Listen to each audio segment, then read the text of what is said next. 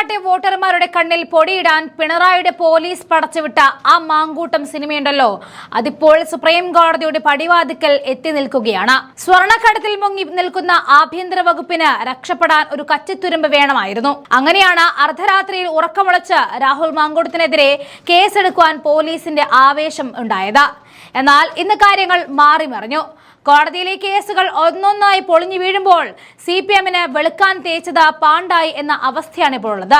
ഇനി കേരളം ഉറ്റുനോക്കുന്നത് സുപ്രീം കോടതിയിലേക്കാണ്. പാലക്കാട് ഉപതെരഞ്ഞെടുപ്പ് കാലത്തെ രാഹുൽ മാങ്കൂട്ടത്തിൽ കേസുമായി ബന്ധപ്പെട്ട അതിജീവത സുപ്രീം കോടതിയിൽ തടസ്സ ഹർജി ഫയൽ ചെയ്തിരിക്കുന്നു. തന്നെ സാമൂഹ്യ മാധ്യമങ്ങളിലൂടെ അധിക്ഷേപിച്ച കേസിലെ പ്രതിയും സുപ്രീം കോടതി അഭിഭാഷകയുമായ ദീപ ജോസഫ് നൽകിയ റിട്ട് ഹർജിയിലാണ് അതിജീവത കോടതിയെ സമീപിച്ചിരിക്കുന്നത്.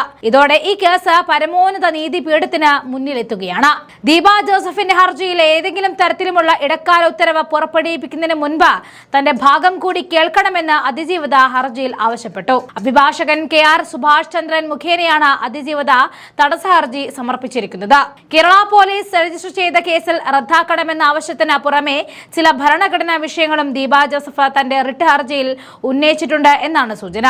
ഈ കേസിൽ സുപ്രീം കോടതി നിരീക്ഷണം നിർണായകമാണ്. തനിക്കെതിരെ കേസ് രജിസ്റ്റർ ചെയ്തിരിക്കുന്ന വകുപ്പിന്റെ ഭരണഘടനാ സാധ്യത ഉൾപ്പെടെ ചോദ്യം ചെയ്തുകൊണ്ടാണ് ദീപ ജോസഫ് കോടതിയെ സമീപിച്ചിരിക്കുന്നത്.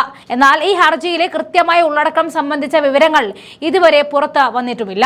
രാഹുൽ മാങ്കൂട്ടത്തിൽ പീഡന കേസുമായി ബന്ധപ്പെട്ടുണ്ടായ വിവാദങ്ങൾക്കൊടുവിലാണ് അതിജീവതയെ സാമൂഹ്യ മാധ്യമങ്ങളിലൂടെ അധിക്ഷേപിച്ചു എന്ന പരാതിയിൽ കേസെടുത്തത്.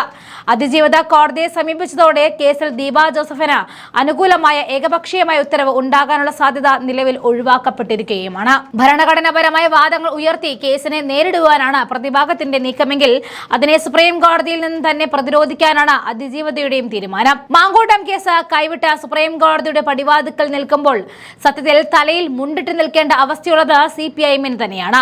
ഒന്ന് ആലോചിച്ച് നോക്കൂ. അർദ്ധരാത്രിയിൽ പ്ലാൻ ചെയ്ത് പ്രതിയെ പൊക്കാൻ കാണിച്ച അതേ ശുഷ്കാന്തി എന്തുകൊണ്ട് ഡിജിറ്റൽ തെളിവുകൾ ഹാജരാക്കുന്നതിൽ പോലീസ് കാണിച്ചില്ല എന്ന ചോദ്യം ഇവിടെ പ്രസക്തമായി മാറുന്നു. CPM ബുദ്ധി കേന്ദ്രങ്ങൾ വിചാരിച്ചത് മാങ്കൂട്ടത്തെ കുടിക്കാൽ സ്വർണ്ണക്കൊള്ള എന്ന വലിയ വിഷയം ജനങ്ങൾ മറക്കും എന്നാണ്. പക്ഷെ കേരളത്തിലെ ജനങ്ങൾ വിഡ്ഢികളല്ല എന്നവർ വൈകിയാണ് തിരിച്ചറിഞ്ഞത്.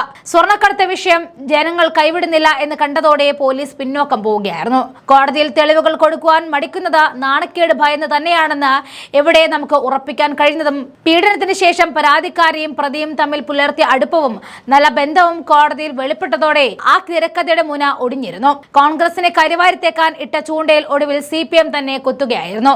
രാഹുൽ മാങ്കൂട്ടത്തിൽ ഇപ്പോൾ കോൺഗ്രസിന് പുറത്തായതുകൊണ്ട് തന്നെ ആ പേര് പറഞ്ഞ് കോൺഗ്രസിനെ തകർക്കാമെന്ന വ്യാമോഹം നടക്കില്ല എന്ന് അവർക്ക് മനസ്സിലായി. ആയുധത്തിന് മൂർച്ച പോയി എന്ന് കണ്ടപ്പോൾ പോലീസ് തന്നെ തെളിവുകൾ പൂഴ്ത്തിവെച്ച് കേസ് പതിയെ പൂഴ്ത്തിവെക്കാൻ ശ്രമിക്കുകയാണെന്ന് ആരെങ്കിലും സംശയിച്ചാൽ പോലും അതിനെ കുറ്റം പറയാനാകില്ല. ചുരുക്കത്തിൽ പറഞ്ഞാൽ സ്വർണ്ണക്കടത്ത് മറയ്ക്കാൻ കണ്ടെത്തിയ കച്ചിത്തുരുമ്പായിരുന്നു രാഹുൽ മാങ്കൂട്ടം കേസ്. അതിപ്പോൾ CPM-ന്റെ കയ്യിൽ നിന്നും കത്തുകയാണ്. രാഷ്ട്രീയ ലാഭത്തിന് വേണ്ടി സ്ത്രീ സുരക്ഷ ആയുധമാക്കുന്നവർ ഇതിനും വലിയ തിരിച്ചടി കിട്ടാനുമില്ല. നിയമത്തിന്റെ വഴിയിൽ ഇനി ആരെല്ലാം വിയർക്കുമെന്ന് നമുക്ക് കാത്തിരുന്ന് തന്നെ കാണണം.